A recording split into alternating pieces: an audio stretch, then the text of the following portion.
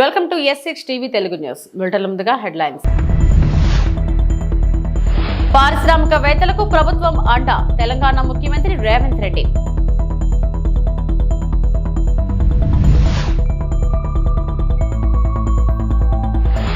AP అభివృద్ధికి Singapore సహకారం. Minister Narayana.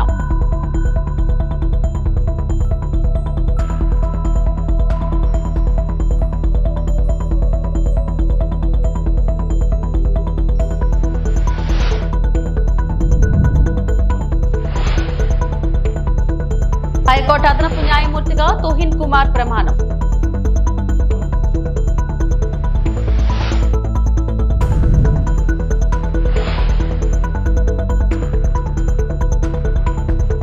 పారిశ్రామికవేత్తలకు ప్రభుత్వం అన్ని వేళలా అండగా ఉంటూ పారదర్శకత, అభివృద్ధి, ఆవిష్కరణలకు అనువైన వాతావరణం కల్పిస్తామని ముఖ్యమంత్రి రేవంత్ రెడ్డి స్పష్టం చేశారు. తెలంగాణను $1 ట్రిలియన్ ఎకానమీగా తీర్చిదిద్దడమే లక్ష్యంగా పనిచేస్తున్నామన్న సీఎం 2047 నాటికి తెలంగాణను $3 ట్రిలియన్ ఎకానమీగా తీర్చిదిద్దుతామని పేర్కొన్నారు. గచ్చిబౌలిలో ప్రముఖ ఫార్మా సంస్థ ఎలీ లిల్లీ ఏర్పాటు చేసిన గ్లోబల్ కేపబిలిటీ సెంటర్ ప్రారంభోత్సవ కార్యక్రమంలో పరిశ్రమలు, ఐటీ శాఖల మంత్రి శ్రీధర్ బాబుతో కలిసి ముఖ్యమంత్రి పాల్గొన్నారు. భారత్లో ఫార్మాన్యూటికల్ ఉత్పత్తిలో సుమారు 40% తెలంగాణలోనే జరుగుతుందన్న ముఖ్యమంత్రి ప్రపంచంలోని అగ్రశ్రేణి ఫార్మాన్యూటికల్, బయోటెక్నాలజీ సంస్థలకు హైదరాబాద్ అత్యంత ప్రాధాన్యత కలిగిన ప్రపంచ గమ్యస్థానంగా మారిందన్నారు. Good afternoon, friends. My colleague, Minister Sridhar Babu Garu, Sri Diyoga Rao, Chief Information and Digital Officer, and global team of Eli Lilly, industry leaders, ladies and gentlemen.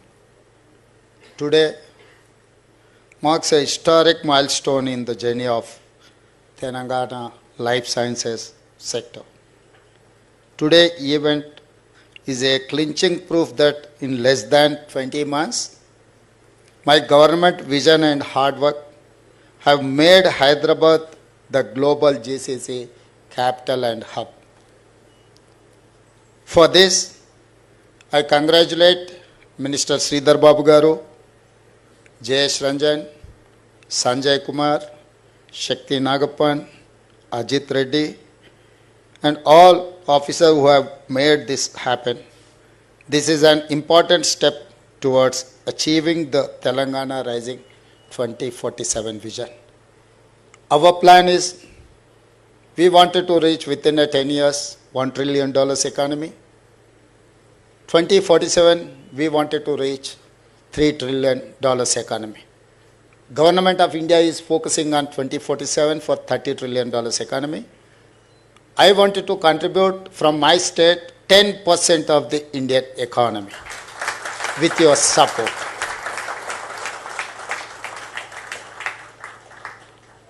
I welcome the leadership and all employees of Lilly. I thank all global investors and corporations for their continuing trust and support in Telangana. We are opening the new center of Lilly that will manage, lead and accelerate its global operations. YCP హయాంలో సింగపూర్తో దెబ్బతిన్న రాష్ట్ర సంబంధాల పునరుద్ధరణకే ఆ దేశ పర్యటనకు వెళ్లామని మంత్రి నారాయణ మరోసారి స్పష్టం చేశారు. ఆ దేశ ప్రభుత్వం కూడా ఏపీ అభివృద్ధికి సహకరించేందుకు ముందుకు వచ్చిందన్న నారాయణ అక్కడి పెట్టుబడిదారులను విశాఖలో జరిగే పెట్టుబడిదారుల సదస్సుకు ఆహ్వానించామని చెప్పారు. విజయవాడలో స్వచ్ఛంద కార్పొరేషన్ ఆధ్వర్యంలో మున్సిపల్ కమిషనర్లు, అధికారులకు నిర్వహించిన ఐఈసీ, బీసీసీ వర్క్ షాప్ కు మంత్రి నారాయణ, స్వచ్ఛంద కార్పొరేషన్ చైర్మన్ పట్టాభి హాజరయ్యారు. అక్టోబర్ 2 నాటికి 85 లక్షల టన్నుల చెత్తను తీసేసే కార్యక్రమం పూర్తి చేస్తామన్న నారాయణ అప్పటికి వచ్చే మరో 20 లక్షల టన్నుల చెత్తను డిసెంబర్ 31 నాటికి తీసేస్తామని చెప్పారు. రోజువారీ వచ్చే చెత్తను ఎప్పటికప్పుడు ప్రాసెసింగ్ చేసేందుకు ప్రాసెసింగ్ ప్లాంట్లను కూడా అక్టోబర్ 2 నాటికి ఏర్పాటు చేస్తామని తెలిపారు.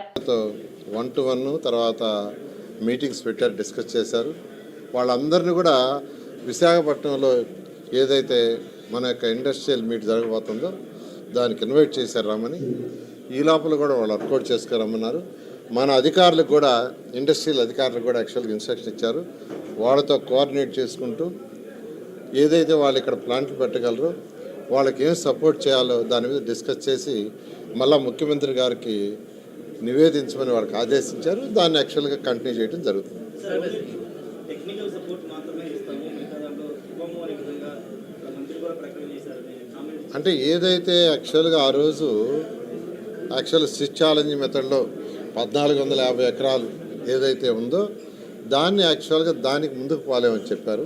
అది వాళ్ళు యాక్చువల్గా అది కాకుండా మిగతా ఏదైనా చేస్తామన్నారు.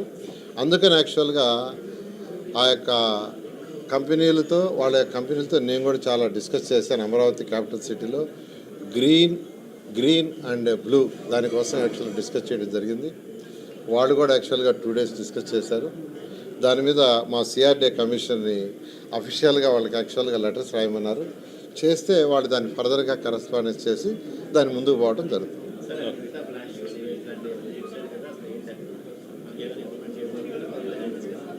అంటే సింగపూర్లో ఎక్కువగా నేను కాన్సన్ట్రేషన్ చేసింది సాలిడ్ వేస్ట్, లిక్విడ్ వేస్ట్ అండి. అంటే మన 2 రోజులు ఎక్స్ట్రాగా నేను ఉన్నాను. 2 రోజులు యాక్చువల్గా సాలిడ్ వేస్ట్, లిక్విడ్ వేస్ట్ మన యొక్క రాష్ట్రంలో ఎలా జరుగుతుంది, అక్కడ ఎలా జరుగుతుంది అనేది. అంటే 2014-19లో కూడా అక్కడికి పోయి నేను స్టడీ చేసి వాళ్ళ వేస్ట్ ఎనర్జీ ప్లాంట్స్ చూసే మన రాష్ట్రంలో పెట్టింది. అదేవిధంగా ఇప్పుడు ఆ రాష్ట్రంలో అయితే జనరల్ వేస్ట్ అండ్ రీయూజబుల్ అని సపరేట్ చేస్తారు, సెగ్రిగేషన్.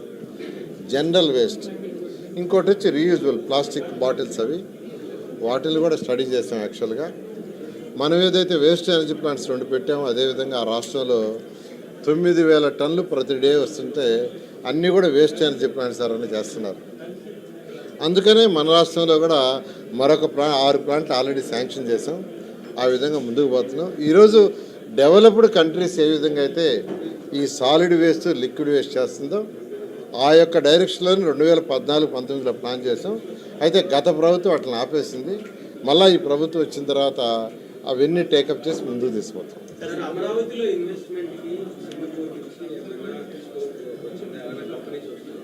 అంటే అనేక కంపెనీలు యాక్చువల్గా ముందుకు వచ్చినాయండి. ఏదేమైనా అఫీషియల్ ప్రాసెస్, అఫీషియల్ కరస్పాండెన్స్ జరగాల. అందుకని సిఆర్డీఏ కమిషనర్కి, ఇండస్ట్రీస్ డిపార్ట్మెంట్ వాళ్ళకి ముఖ్యమంత్రి గారు ఇన్స్ట్రక్షన్స్ ఇచ్చారు. మీరు కరస్పాండెన్స్ చేసి వాళ్ళని ఇన్వైట్ చేయండి, వాళ్ళని రమ్మన్నారు యాక్చువల్గా ముఖ్యమంత్రి గారు. దాని మీద చేస్తే అంటే వెంటనే అయిపోగానే జరగదు, ఇట్ టేక్స్ టైం. ఆ టైం ప్రకారం ముందుకు పడతారు. చాలా థ్యాంక్ యూ. హైకోర్టు అదనపు జడ్జిగా జస్టిస్ తుహిన్ కుమార్ గేదెల ప్రమాణ స్వీకారం చేశారు. తుహిన్ కుమార్ తో high court CJ justice Dhiraj Singh Thakur ప్రమాణం చేయించారు. దీంతో హైకోర్టు న్యాయమూర్తుల సంఖ్య 30కి చేరింది. తుహిన్ కుమార్ ఉమ్మడి శ్రీకాకుళం జిల్లా వీరఘట్ట మండలం కత్తులకవిటి గ్రామానికి చెందినవారు. తల్లిదండ్రులు సరోజిని నాయుడు, కృష్ణమూర్తి నాయుడు. తుహిన్ కుమార్ విశాఖపట్నంలో పాఠశాల విద్య, కృష్ణా కళాశాలలో ఇంటర్ చదివారు. లాసెట్ లో రాష్ట్ర స్థాయిలో 2వ ర్యాంక్ పొందిన తుహిన్ కుమార్ విశాఖ ఎన్బిఎం న్యాయ కళాశాల నుంచి 5 ఏళ్ల ఎల్ఎల్బి డిగ్రీ అందుకున్నారు. 1994 మార్చి 9న బార్ కౌన్సిల్లో న్యాయవాదిగా పేరు నమోదు చేసుకున్నారు. In exercise of the power conferred by Clause 1 of Article 224 of the Constitution of India, the President is pleased to appoint Sri Tuhin Kumar Gedela to be an additional judge of the Andhra Pradesh High Court for a period of 2 years, with effect from the date he assumed the charge of his office. His Excellence the Governor of Andhra Pradesh, as per GO RT number 255 Law LA and J SCM Department dated 3/8/2025, delegated the powers to Honorable Sri Justice Dheeraj Singh Thakur, the Chief Justice of the High Court of Andhra Pradesh, to administer the oath to Sri Tuhin Kumar Gedela, Additional Judge designate. With the permission of my Lord, the Honorable the Chief Justice, I read out the government order.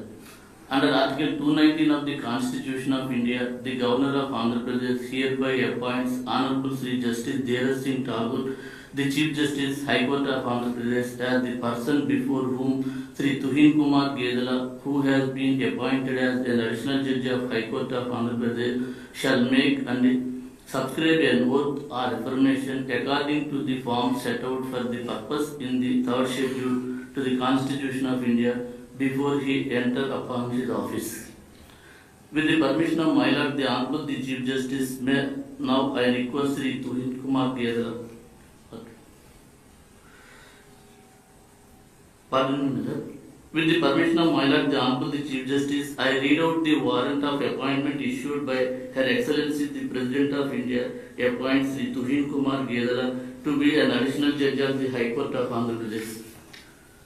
I quote, by virtue of the power vested in me by Clause 1 of the Article 224 of the Constitution of India, I, Draupadi Murmu, President of India, do hereby appoint Sri Tuhin Kumar Gedala to be an additional judge of the Andhra Pradesh High Court for a period of 2 years with effect from the date he assumed charge of his office.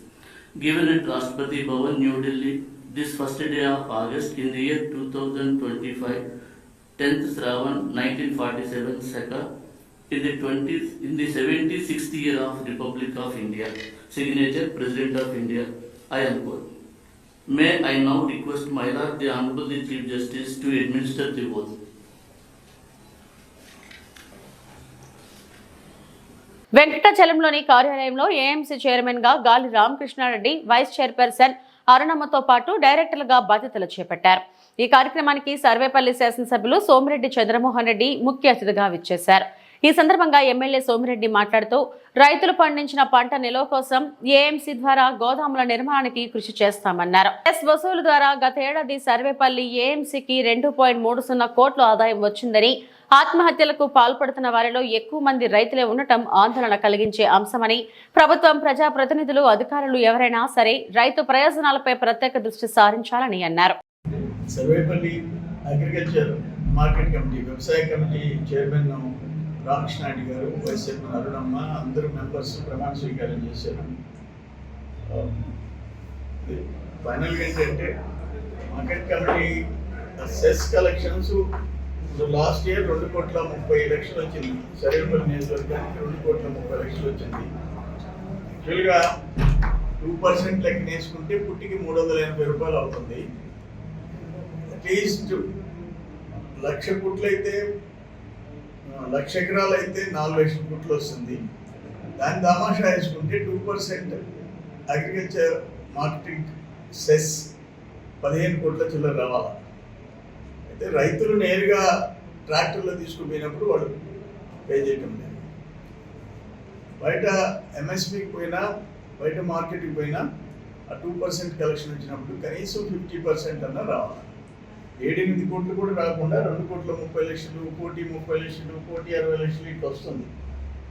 ఇప్పుడు 21-23 సంవత్సరం 1,61,00,000 వచ్చింది. 23-24 1,84,00,000 వచ్చింది. Last year 2,30,00,000 వచ్చింది. ఇప్పుడు 10 మంది out sourcing సిబ్బంది ఉన్నారు. Main office staff ఇద్దరే ఉండాలి. యాక్చువల్గా 10 మంది ఉండాలా, 8 వేకెన్సీలు ఉన్నాయి, అంటే ఉన్నాయి. అవన్నీ ఫిలప్ చేసుకోవాల్సిన అవసరం ఉంది.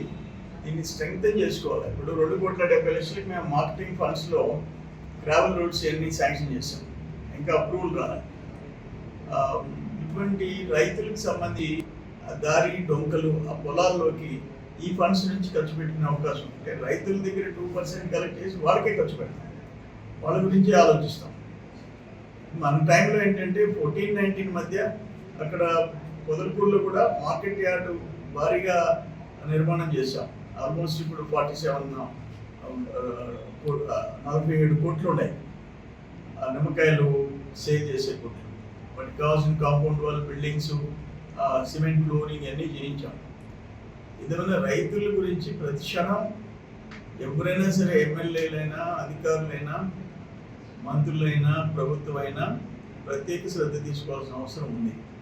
ఈరోజు వ్యవసాయం చేసే రైతులకి ప్యాడీ, వరి సేద్యం చేసే రైతులకి అతి కష్టం మీద 25,000-30,000 ఎకరానికి మిగులుతుంది. అందుకంటే మిగలటం దేశంలో, రాష్ట్రంలో ఆ వ్యవసాయం చేసే రైతులే ఆత్మహత్యలు చేసుకున్నాం. ఆత్మహత్యలు ఎవరు అంటే రైతులు. ఆ పరిస్థితి ఉంది. అందుకని ప్రతి క్షణం కేంద్ర రాష్ట్ర ప్రభుత్వాల దగ్గర నుంచి, ప్రజాప్రతినిధుల దగ్గర నుంచి కింద వరకు రైతుల సంక్షేమం గురించి ఆలోచించాల్సిన బాధ్యత ఉంది. ఈ మార్కెట్ కమిటీ రివైవల్ కూడా ప్రయత్నం చేస్తాము. భారత రాష్ట్ర సమితి అధినేత మాజీ సీఎం కేసీఆర్ శత్రువులు చేసే వ్యాఖ్యలను ఎమ్మెల్సీ కవిత మరోసారి వల్లవేశారని మాజీ మంత్రి జగదీష్ రెడ్డి అన్నారు. ఆదివారం ఉదయం కవిత చేసిన వ్యాఖ్యలపై ఆయన స్పందించారు. వాస్తవానికి సరే, ఈ మధ్యకాలంలో కేసీఆర్ వ్యతిరేకులు చాలా కుట్రలు చేస్తున్నారు, చాలా మాట్లాడుతున్నారు, చాలా రకాల ప్రచారాలు చేస్తున్నారు. సరే, దాన్ని మేము మా పద్ధతిలో మేము ఎదుర్కొంటూ ఉన్నాం, జరుగుతూ ఉంది.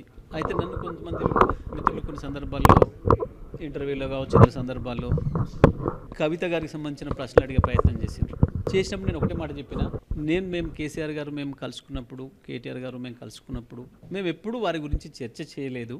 మేము చర్చ చేయని విషయం గురించి మీరు అడిగితే ఉపయోగం లేదు, ఒక నిమిషం కూడా సమయం వేస్ట్ అని చెప్పిన నేను. దానికి సంబంధించి ఇవాళ కవిత గారు ఏదో నా ఉద్యమ ప్రస్థానానికి సంబంధించి ఇతర విషయాలకు సంబంధించి మాట్లాడినట్టుగా నా దృష్టికి వచ్చింది.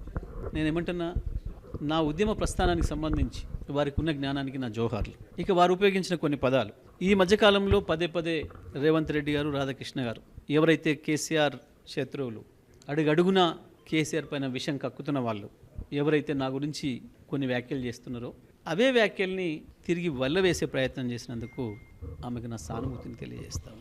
ఇది నా స్పందన. ఎందుకు ఆ పరిస్థితి వచ్చిందనే విషయాన్ని వారిని అడగాలి మీరు. ఎందుకు మీకు ఆ పరిస్థితి వచ్చింది మరి అనే విషయాన్ని వారిని అడగండి. దానికి ఎందుకంటే దానికి మేము బాధ్యులం కాదు. నేనేమంటున్నా, లేక మీరు ఎవరికి రాసిండ్రు, ఎవరికి ఇచ్చిండ్రు, ఎవరు ఎట్లా పోయింది అనే విషయాల్ని మీకు మాత్రమే తెలిసిన విషయం మరి మీరే చెప్పాలి. మీరు అడగాలి. అది వారిని అడగాల్సిన ప్రశ్నలు మీరు నన్ను అడుగుతున్నారు. అది నాకు సంబంధం లేదు ఆ ప్రశ్నతో. అది వారిని అడగండి మీరు. ఇంటి ఆడబిడ్డపై అనుచిత వ్యాఖ్యలు చేస్తే భారత రాష్ట్ర సమితి సోదరులు ఎవరూ మాట్లాడలేదని ఎమ్మెల్సీ కవిత అన్నారు. తనపై అనుచిత వ్యాఖ్యలు వెనుక బీఆర్ఎస్ పెద్ద నాయకుడి హస్తం ఉందని ఆమె ఆరోపించారు. నల్గొండ జిల్లాలో మా పార్టీ ఓటమికి కారణమైన ఓ లిల్లీపుట్ నేత నా గురించి మాట్లాడతారా? కేసీఆర్ లేకుంటే ఆ లిల్లీపుట్ ఎవరు?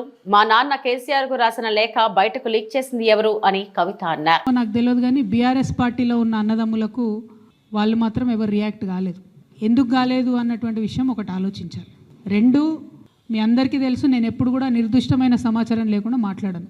ఇవాళ నేను చాలా నిర్దిష్టమైన సమాచారంతో చెప్తున్నా. ఆ వ్యాఖ్యల వెనుక బీఆర్ఎస్ పెద్ద నాయకుడి హస్తం ఉన్నది. అందుకనే బీఆర్ఎస్ పార్టీ నాయకులు ఎవడు కూడా రియాక్ట్ కాలేదని చెప్పి నేను బలంగా నమ్ముతా ఉన్నాను. ఆ కుట్రలు చేసిన పెద్ద నాయకులు ఏమనుకుంటున్నారంటే, నా దగ్గర ఎవరో 10 మందిని పెట్టి నా దగ్గర జరిగే అంశాల సమాచారం ఎప్పటికప్పుడు తీసుకుంటున్నామని చావు తెలివితేటలు ప్రదర్శిస్తున్నారు. కానీ ఆ బాగా పెద్దగా ఉన్న నాయకుడికి అర్థం కావాల్సింది ఏంటంటే, అక్కడేం జరుగుతుందో కూడా నాకు సమాచారం వస్తూనే ఉంటుంది. సో మీరు ఏ టైంలో ఎవరిని కలిశారు, నా మీద వ్యాఖ్యలు చేయడానికి మీరు ఎవరిని ప్రోత్సహించారు, మీరు ఎంత కింద స్థాయికి దిగజారి ఒక ఆడబిడ్డ మీద అటువంటి వ్యాఖ్యలు చేయించారు, ఇవన్నీ కూడా నేను చూస్తున్నా, గమనిస్తున్నా. నేను బలంగా కర్మ సిద్ధాంతాన్ని నమ్ముతున్నా. నేను మళ్ళీ చెప్తున్నా, ఇవాళ మీరు నన్ను ఒంటరి చేసి ఏదో చేయాలని అనుకోవచ్చు, నా మీద ఇటువంటి వ్యాఖ్యలు చేపించి శునకానందం పొందొచ్చు టెంపరీగా, కానీ దేవుడు అనేవాడు ఉన్నాడు. ఖచ్చితంగా అది మీకు తిరిగి కొట్టే సమయం వస్తుంది. ఒకటి. రెండు ఒక లిల్లీపుట్ నాయకుడు, నల్గొండలో బీఆర్ఎస్ పార్టీని నాశనం చేసిన ఒక లిల్లీపుట్ నాయకుడు ఆమెవరు ఈమెవరు అని మా గురించి మాట్లాడుతూ ఉన్నారంటే, మరి ఆయనకు ప్రోత్సాహం ఇస్తున్నది ఎవరో కూడా ప్రజలు ఆలోచించుకోవాలి. ఇవాళ నల్గొండ జిల్లాలో ఒక సీటు కూడా రాలే. ఆయన సీటు సావు తప్పి కన్నులొట్టవైన చందంగా చివరి నిమిషంలో అనుకోకుండా గెలిచినటువంటి సీటు. ఎన్నడూ ప్రజా ఉద్యమాలు చేయలే. కేసీఆర్ గారు లేకపోతే మరి నువ్వెవరు? అది కూడా ఆలోచించుకోవాలి కదా. కేసీఆర్ గారు లేకపోతే బీఆర్ఎస్ పార్టీలో ఉన్న ఏ నాయకుడైనా ఎవరు? ప్రజలకు మనందరినీ పరిచయం చేసింది కేసీఆర్ గారే కదా. మనలో మనం కన్ఫ్యూజన్ ఉన్నప్పుడు ఇష్టం వచ్చినట్టు మాట్లాడుకోవచ్చా? ఈ లిల్లీపుట్ నాయకుడు మాట్లాడంగానే ఇంకో చిన్న పిల్లగాడు నిన్నగాక మొన్న మా పార్టీలోకి వచ్చిన వాళ్ళు కూడా ఎటుపడతట్టు మాట్లాడు. అసలు ఎవరు మీరు? మీకు తెలంగాణ ఉద్యమంతో సంబంధం ఏంది? వైసీపీకి బహిరంగ చర్చకు సిద్ధమా అంటూ కూటమి నేతలు విసిరిన సవాల్ ప్రస్తుతం హాట్ టాపిక్ గా మారింది. తప్పుడు ప్రచారాలతో ప్రజలను మభ్యపెట్టే ప్రయత్నాలు వైఫల్యంగా మారాయని వారు అన్నారు. మీకు ధైర్యం ఉంటే స్థలం, సమయం చెప్పండి, మేమే అక్కడికి వస్తాం, బహిరంగ చర్చ చేద్దాం. దళితులపై అక్రమ కేసులు, భూముల లాక్కోవడం, మట్టి ఇసుక మాఫియా, వైసీపీ పాలనలో జరిగిన అక్రమాలపై కూటమి నేతలు తీవ్ర స్థాయిలో ఆరోపణలు గుప్పించారు. శాసనసభలో బండారు సత్యానందరావు చేసిన అభివృద్ధి పనులపై విమర్శించే నైతిక హక్కు వైసీపీకి లేదు అంటూ ఘాటుగా స్పందించారు. కూటమి నేతలు ఈ సమావేశంలో పలువురు కూటమి నేతలు పాల్గొన్నారు. వైసీపీ పాలనపై బహిరంగ చర్చకు మేము సిద్ధమంటూ మరోసారి స్పష్టం చేశారు. మీ మాజీ ఎమ్మెల్యేగా తీసుకురండి, మాకు తెలుసు, మేము చెప్పాలంటే చాలా ఉన్నాయి. బ్రాందీ షాపుల్లో ఓటాలు ఎవరికి ఉన్నాయి? గవర్నమెంట్ షాప్ కరెక్టే. బెల్ షాపులు ఆయంలో 100 రూపాయలు కోట ఉంటే 50 రూపాయలు బెల్ షాపులు వేసేవారు. ఈ బెల్ షాపులు మెయింటైన్ చేసిన ఎవరో వైసీపీ నాయకులు కదా. ఇవన్నీ రుజువులు ఉన్నాయి. ప్రతిదీ కూడా రుజువులతో నిరూపిస్తాం. రండి, చర్చకి రండి. ప్లేస్ మీరు నిర్ణయిస్తారా, మమ్మల్ని నిర్ణయిస్తారా? కాబట్టి దయచేసి ఒకరికొకరు బురద తెలుసుకుంటాం కాదు, వాస్తవాలు ఏమో గ్రహిస్తున్నారు. ఎన్ని ఇచ్చారు, ఎందుకు ఇచ్చారు నమ్మి మీ మీద నమ్మకం లేక మీకు 11 సీట్లతోనే ఖర్చు పెట్టారు. రేపు భవిష్యత్తులో లోకల్ బాడీ ఎలక్షన్లో మీరు వాళ్ళు ఎక్కడైనా డిపార్టీలు తెచ్చుకోగలుగుతారు, ఏ ఊళ్ళో అయినా సరే. మీరు అందరూ గ్రహించుకుని గొడవలు కాదు సమస్య, పేద ప్రజలకు ఏమో ఉపకారం చేయాలని మీరు సలహాలు ఇవ్వండి. మా నాయకులు పాటిస్తారు, మా ఎమ్మెల్యే గారు మేము దృష్టికి తీసుకెళ్తాం. ఎక్కడైనా సమస్య ఉంటే మా సమస్య దృష్టికి తీసుకురండి. ఇప్పుడు మేము ఉన్నాం, పోలీస్ స్టేషన్లు ఎవరిని కూడా మేము ఇది మేనేజ్ చేయట్లేదు. డైరెక్ట్గా మీరు వెళ్తారు, అందరూ ప్రజలందరూ వెళ్ళి పోలీస్ స్టేషన్కి వెళ్ళి సమస్యలు పరిష్కరించుకుంటున్నారు. మేము ఎవరికో రికమెండేషన్ చేయట్లేదు. మీకులాగా అసలు ఎప్పుడు కూడా టీడీపీ నాయకుల్ని డైరెక్ట్ ఎస్ఐ గారు చెప్పేవాడు, ఏమని చెప్పేవాడు, పోలీస్ స్టేషన్ మెట్లు ఎత్తే కుదరదో టీడీపీ వాళ్ళని బోర్డు పెట్టాడు మాకు. మేము అలా కాదు కదా, అందరికీ మా ఎమ్మెల్యే గారు ప్రియనెస్ ఇచ్చాడు. కక్ష సాధింపులు లేవు ఎమ్మెల్యే గారికి. అందరూ బాగుండాలి, నేను బాగుండాలని కోరుకునే ఎమ్మెల్యే గారు 4 సార్లు ఎమ్మెల్యే గారు, ఇప్పుడు కూడా ఆయన మార్చలేదు. మీరు దయచేసి వ్యక్తిగత ఆరోపణలు మానేసి మన కొత్తపేట తాలూకా అభివృద్ధికి తోడ్పడతారని కోరుకుంటూ, రేపు పొద్దున భవిష్యత్తులో మీరు ఎనీ టైం మా మెసేజ్ చూసి మీరు ఎక్కడ ప్లేస్ పిక్ చేసినా సరే మేము బహిరంగ సాక్షికి వచ్చి ప్రజలకు వాస్తవాలు తెలియజేస్తామని కోరుకుంటున్నాం. అల్లూరు సీతారామరాజు జిల్లా ముంచంగిపుట్టు మండలంలో వృద్ధులకు పంపిణీ చేయవలసిన 16,62,000 రూపాయల ఎన్టీఆర్ భరోసా పెన్షన్ సొమ్ము వెల్ఫేర్ అసిస్టెంట్ కటారి మట్యరాజు నుండి దొంగలు దోచుకోవడంతో వెంటనే ముంచంగిపుట్టు పోలీసులకు సమాచారం ఇవ్వడంతో 48 గంటల్లోనే చాకచక్యంగా ఛేదించి నగదుతో పాటు 3 ముద్దాయిలను అదుపులోకి తీసుకున్నారు. ఒరిస్సాకు చెందిన 3 నిందితులు జోలాపుట్ వద్ద పెద్ద మొత్తంలో నగదు పంచుకుంటున్నట్లు ముంచంగిపుట్టు పోలీసులకు సమాచారం రావడంతో సిఐ బాల శ్రీనివాసరావు, ఎస్ఐ జె రామకృష్ణ కొన్ని బృందాలుగా ఏర్పడి ముద్దాయిలను అదుపులోకి తీసుకున్నారు. వారి వద్ద నుండి 15,62,000 రూపాయలు మరియు 3 సెల్ ఫోన్లు, 2 కత్తులు స్వాధీనం చేసుకున్నారు. ఒరిస్సాకు చెందిన 3 ముద్దాయిలు సంతోష్ కుమార్, మహాపాత్ర, వికాస్ కోరా, స్విప్నిల్ గురేగా గుర్తించారు. తక్కువ కాలంలో ఎక్కువ డబ్బు ఈజీగా సంపాదించాలనే ఉద్దేశంతో నేరం చేసినట్లు అంగీకరించారు. ఈరోజు మీ అందరినీ ఇక్కడే పాడేరు హెడ్ క్వార్టర్స్కి పిలవడం ఉద్దేశం అనేది మీ అందరికీ తెలుసా, మనకి 31 జూలై రోజు మనకి ఒక వెల్ఫేర్ అసిస్టెంట్ సుమారు 15,62,000 రూపీస్ మన pension distribution program next day ఉంటున్నాయి. 1st of every month ఉన్న దీనికోసం తీసుకువెళ్తున్న సమయంలో కొన్ని పర్సన్స్ వాళ్ళని బయలు అలర్ట్ అయిపోయిన తర్వాత ఎస్డిపిఓ వాళ్ళని డైరెక్షన్స్ ఇచ్చి సీసీటీవీ కెమెరాస్ని అన్ని ఫుటేజెస్ని చెక్ చేయడం జరిగినాయి. మనకి సమాచారం వచ్చిన వెంటనే 3 టీమ్స్ మన ఫామ్ చేయడం జరిగిన. ఒక టెక్నికల్ టీమ్ సీసీటీవీ కెమెరా ఫుటేజెస్ని అనాలిసిస్ కోసం, రెండోది మనకి సీసీటీవీ ఫుటేజెస్తో ఏమైనా సమాచారం వచ్చినా దీన్ని ఫీల్డ్ వెరిఫికేషన్ కోసం అందుక ఒక టీం మన ఈ కంప్లైంట్ ఏమైనా ఉంటాయి వెల్ఫేర్ అసిస్టెంట్ వాళ్ళని ఎగ్జామినేషన్ అండ్ పుట్టి సంఘటన అయ్యడం జరిగిన దీన్ని మొత్తంగా ఎగ్జామినేషన్ అండ్ ఇన్వెస్టిగేషన్ టేకప్ చేయడం జరిగింది. మీ అందరికీ ఈరోజు పిలిచి ఈ 100% రికవరీ మన తరఫున జరిగినాయి. 3 ముద్దాయి కూడా అరెస్ట్ చేయడం జరిగినాయి. ఈ 3 కూడా ఒడిశా ప్రాంతం వాళ్ళు. దాంట్లో ఒకరు ముద్దాయి పూర్తిగా క్రైమ్ని, రాబరీని ప్లాన్ చేసేవాళ్ళు. మెయిన్ ముద్దాయి అతను ఈ వెల్ఫేర్ ఏమైనా అసిస్టెంట్ ఉన్నా అక్కడిని బ్యాంక్ నుండి గుర్తుగా ఫాలో చేయడం జరిగింది.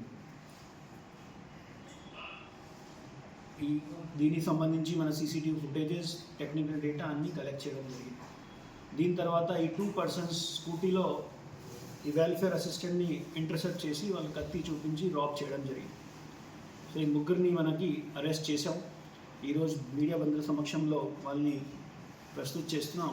అండ్ ఈ రికవరీ అండ్ ఈ కత్తి కూడా, మొబైల్ ఫోన్స్ వాళ్ళ దగ్గర దొరికిన అండ్ ఈ మొత్తం 15,62,000 రూపీస్ మీ సమక్షంలో చూపిస్తున్నాం. 3 కూడా రాబరీ సెక్షన్స్లో మనకి కేసు నమోదు చేసి రిమాండ్కి పంపడం జరుగుతున్నాయి. ఈరోజు ఏపీలోని చిత్తూరు జిల్లా పలమనేరు అడవి ప్రాంతంలో కుంకి ఏనుగులు గస్తీ కాశాయి. 8 అడవి ఏనుగుల గుంపు టేకముంద గ్రామంలో తిరుగుతున్నట్లు సమాచారం రావడంతో కృష్ణ జయంత్, వినాయక్ అనే కుంకీలను శిక్షకులు ఆ వైపు తీసుకెళ్లారు. పంటల వైపు రాకుండా అడవి ఏనుగులను కుంకి ఏనుగులు దారి మళ్లించాయి. అడవి నుంచి వచ్చిన గుంపులో ఒక గున్న ఏనుగు ఉండటంతో వాటిని మళ్లించడం కాస్త కష్టమైందని పలమనేరు డిఎఫ్ఓ వేణుగోపాల్ తెలిపారు. 6-7 ఉన్నాయి.